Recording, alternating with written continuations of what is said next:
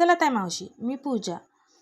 छोट्याशा भुकेसाठी मुलांना मी छान असे घरच्या घरी पॉपकॉर्न बनवून दिले. मुलं किती खुश झाले. या वाटणात आपण संध्याकाळी अंडा करी बनवणार आहोत. संध्याकाळच्या जेवणाची घाई ही सगळ्यांनाच असते. सकाळपासून ते संध्याकाळपर्यंत आपल्याला काही सुचत नाही भाजीला. तर कारभारी येताना हे अंडे घेऊन आले. अंड्याची तीच तीच भाजी खाऊन कंटाळो म्हणे आज काहीतरी नवीन बनव. मी म्हटलं अंडा करी बनवते. खाणार तर तुम्ही तिघं चौघेच आहात. तर चला या वाटणात घरगुती मसाल्यात खूप पौष्टिक अशी अंडा करी माझ्या पद्धतीत बनवूया. हे वाटण कढई ठेवली. हे वाटण ॲड केलं, लाल परतलं. घरगुती मसाले, किचन किंग मसाला, लाल तिखट, हळद, जिरे पावडर, धने पावडर टाकून चांगलं एकजीव केले आणि उकडलेली अंडी त्यामध्ये ॲड केली.